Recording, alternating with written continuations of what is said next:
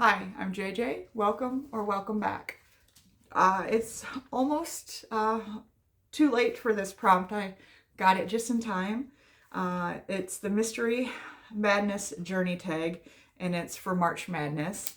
I was tagged by Pat at Book Chat with Pat, but this tag was created by Kelly at Books I'm Not Reading.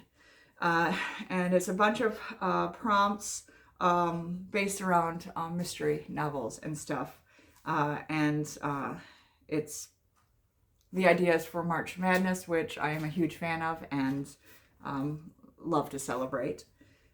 So, the first prompt: what was your first experience with reading a mystery, and what was it like? I actually started my reading journey with mysteries, so I read a lot of John Grisham at the time. I really enjoyed his stuff, and also James Patterson, the Women's Murder Club. So that's the basically that was the gateway drug into my world of reading. I also liked, I believe it was David Badalecki. I can never remember if I'm pronouncing his name. He has some really great stuff. I enjoyed his King and Maxwell series. Number two, has the reading of a mystery novel ever startled you?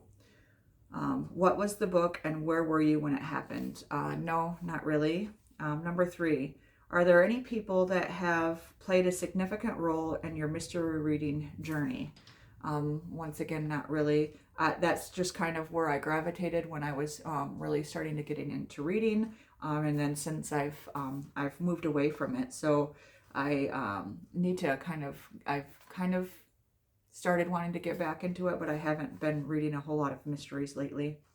Number four, what is your favorite mystery and why? Um, so I don't know for favorites, since it's been a long time since I've read those Grisham ones. I know I really liked A Time to Kill and Runaway Jury. Both of those were made into movies that I really enjoyed as well. But I guess I'm going to mention my most recent mystery reads. One was Thief River Falls by Brian Freeman. That was interesting. And also The Life We Bury by Alan Eskins.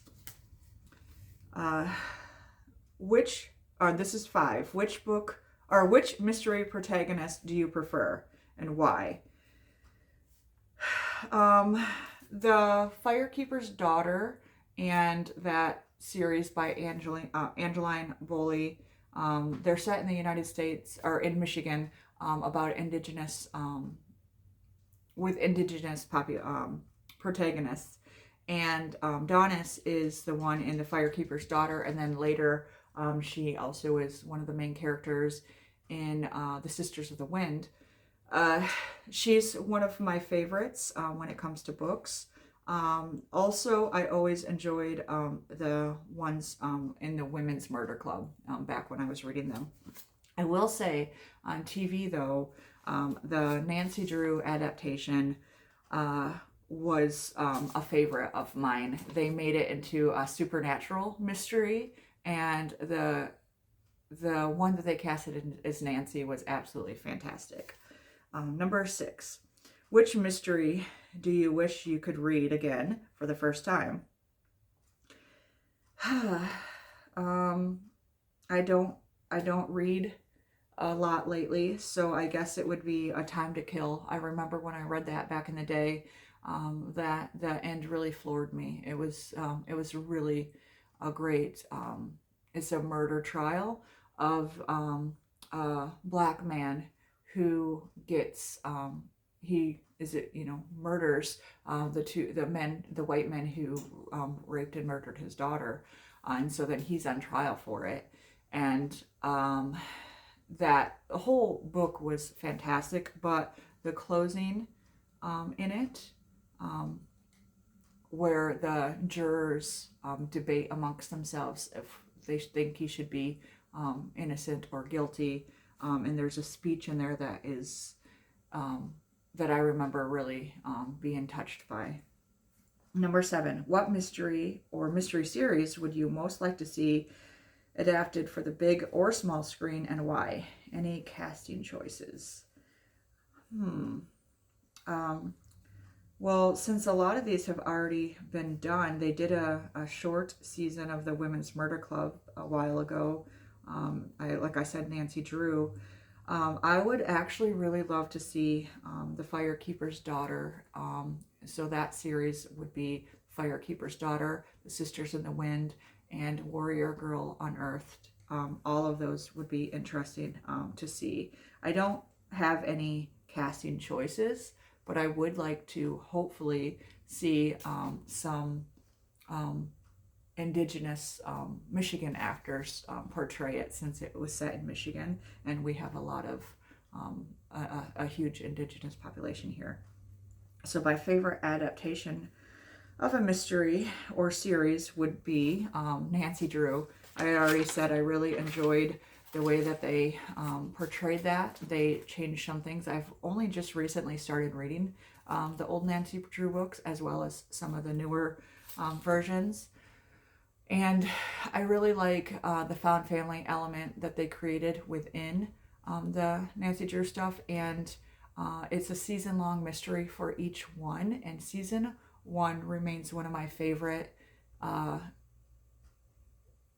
seasons of television, just because there's a lot of twists that I didn't see coming. I really liked the portrayals. I liked the mystery aspect. I liked the supernatural aspect of it. And I, like I said, loved the found family that they created. They added and kind of altered a couple of the characters from the books. They added new characters, and it was a great adaptation, at least in my mind. It's not true to the source in the way that you might think, but it did have a great mystery element that made it worthy to watch. Number 8, do any mysteries intimidate you? If yes, what mysteries and series and why? No. 9, what tips would you give to readers hesitant to read mysteries? Just give them a chance. They're quick reads, they're fun reads. You don't need to read like the next big thing or what's popular or anything. I would say just read what sounds good to you.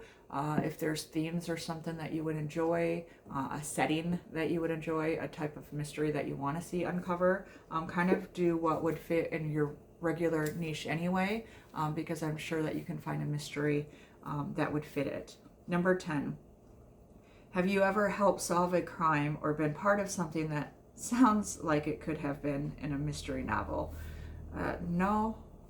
Although I do have to say that when I was like 9 or 10, living at an old farmhouse that I grew up in, me and my friend had found out that the family who lived there years ago had all died.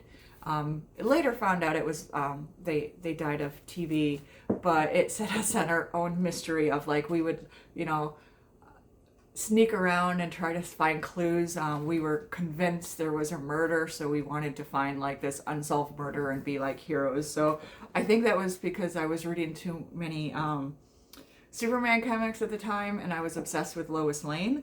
But I always did want to be like an investigative journalist, and I just thought it would be really cool, even at that young age, to try to solve a murder, which never occurred, and we would have never found anything because it had been like, 50 years or so before our family got that barn or that farm. So there would have been nothing left. But in our minds, we thought we were being really sneaky and smart, trying to believe that there was something big happening in some conspiracy theory that they were hiding or whatever. So I guess I had an active imagination even back then. So the last prompt of this is to tag people, and I know it's the end of the month, so I don't know if anyone would want to participate, but if you're able, I do tag Derek at Derek Green 1 and Mike at Bibliophile Reads. I don't know if Saracen will want to do this or get to it, or anyone else who can actually fit it in and wants to participate. Please feel free. This was actually fun, and if you don't read mystery, this would be a good one to maybe make you do that leap and want to try. Some of them can fit, like you can almost fit Count of Monte Cristo and stuff in here when you're trying to figure out what's happening. Dr. Jekyll and Mr. Hyde, the Picture of Dorian Gray, they're more horror and stuff, but there is a mystery element that you could count those as some of these prompts if you feel so inclined. Anyway, as always, thank you for tagging me, Pat, and happy reading and have a great day.